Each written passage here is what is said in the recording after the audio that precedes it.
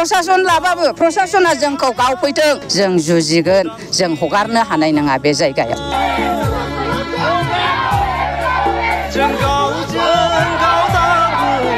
फुरबट जरायाव thermal power project एपिडिसिएलनि दुंहाव थासारिया जायगा लायै जायगा मोनसेनि उनाव मोनसे गुबुन हालामाव दावराव-दावसि जानायनि गेजेराव फिन दिनैबो गोदानै थिबखाय फुरबट जरा गरायमारि मेसिनार कुटिझाराव दुंहाव थासारि जानायखौ नुनो मोननाय जादों।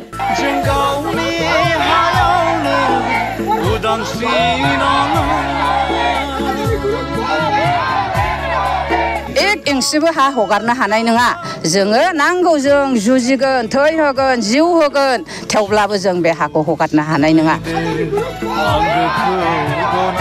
जों जिबनावबो बेखौ हगारनो हानाय नङा आरो गोदै गोदै राव बेखौ जोङो एक्सेप्ट मालाबाबो जों खालामनानै लानो हाया मख'नो गोनांदि थार्मेल पावार प्रोजेक्टनि बेरेखायै खुद्रिसारनाय गामिफोरा जाबाय गरायमारि, बिस्तिमपुर, उब्रि झरा, सिन्दुरि झरा, मोदैगुरि, बेलगुरि, बेलाख'बा दुदुमारि पार्ट 2 बे गासै जथायै थार्मेल पावार प्रोजेक्ट गायसननो थाखाय गरायमारि मेसिनार कुटिझार जायगायाव हा नायनायनि हेंथा खुद्रिनानै गोजौआव मख'नाय गामिनि रायजो राजाफोरा लोब लोब बाहागो लानानै बायदि बायदि स्ल'गान होनानै खुद्रिसारनायखौ नुनो मोननाय जादों।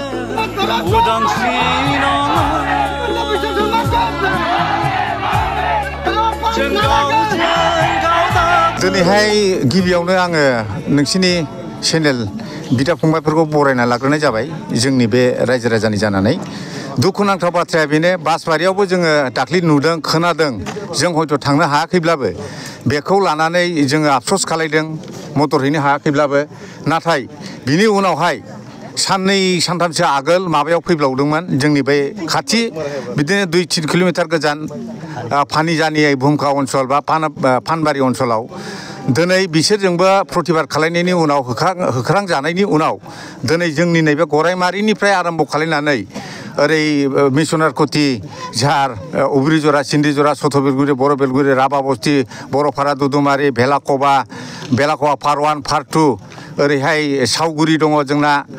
आरो सिलबारि दं बरगाव दं लालमाथि दं बे ओनसोला जोंनि गामि गेजेराव दलरसे हा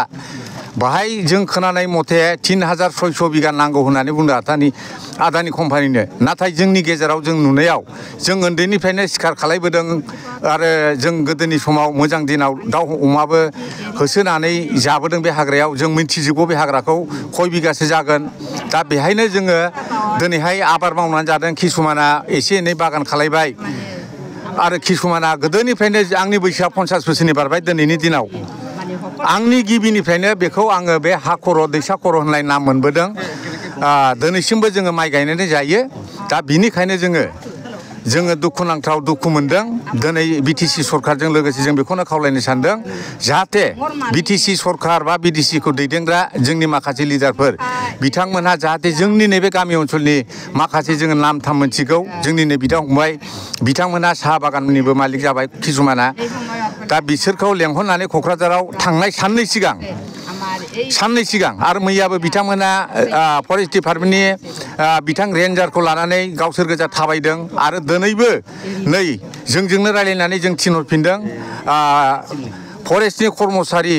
बा फरेस्ट गार्ड बिथांमोनखौ फंबायफोरखौ लानानै सार्भे खालामनायखौ जों नुदों बिसोरो रायलायनानै जों अफिसाव लेंहरदों होननानै थांबाय दा जोङो बे कयेकटा गामिनि मुस्लिम बर' राभा गार' जों जाखिनि दङ बे ओनसोलखौ जोङो जयैनो बेंनानै लानो थिरांथा लादों जों जिबनावबो बेखौ हगारनो हानाय नङा आरो गोदै गोदै राव बेखौ जोङो एक्सेप्ट मालाबाबो जों खालामनानै लानो हाया दिनैहाय जोङो नांगौबा जिउखौनो गारगोन गैयाथाय गैया बे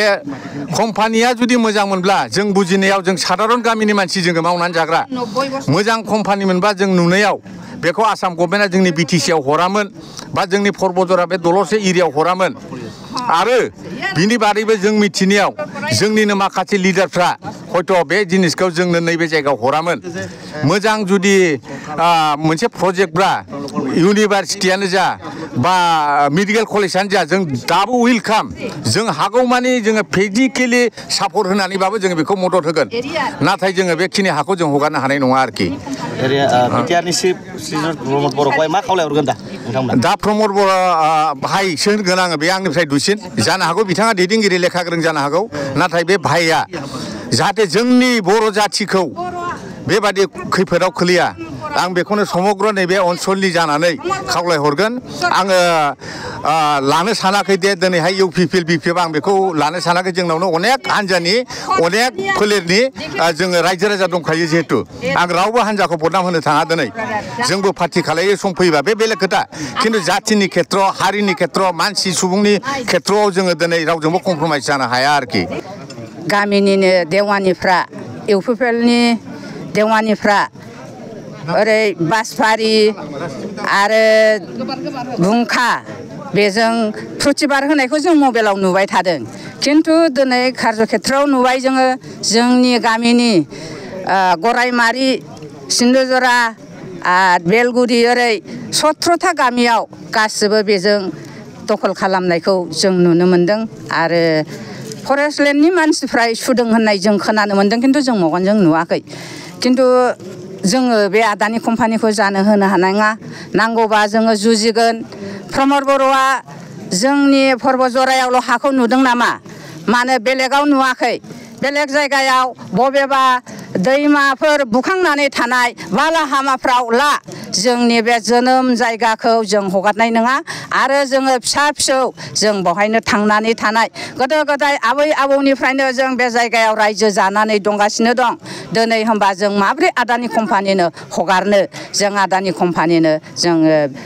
एक इंसिबो हा हगारनो हानाय नङा जोङो नांगौ जों जुजिगोन थै होगोन जिउ होगोन थेवब्लाबो जों बे हाखौ हगारनो हानाय नङा जों बेवहायनो फिसा फिसौ रायजो जागोन 100 बोसोरनि परे जोंनि आयं बियायं सियायं जों गासिबो बावनो न' लुनानै थानांगोन आरो जाखिनि दा बर्थमान सोलिनायाव फरेस्ट लेन्ड होननानै बिसोरो बागान गायदों आरो बेहाय जिब जुनार थांनानै थागोन जोंनि आबहावायाबो मोजां जानानै थागोन जोंनि गोरिब दुखिफ्रा जा एसे बागान बाला मावनानै जादों बावहायनो गोरिब दुखिया एसेबाबो मावनानै जानानै थांनानै थानो हागोन बेनिखायनो जोङो आदानि कम्पानिनो बे हा हगारनो हानाय नङा आरो प्रमद बर'आ माब्रै जोंनि एरिया पर्बतजराखौल' नुनानै होसोबोबाय थाखो थारैनो जुदि थार्मेल पावार प्रजेक्टखौहाय नोंथांमोननि जायगायावहाय गायसनफैयोबा नोंथांमोनहा मा राहा लामा लागोन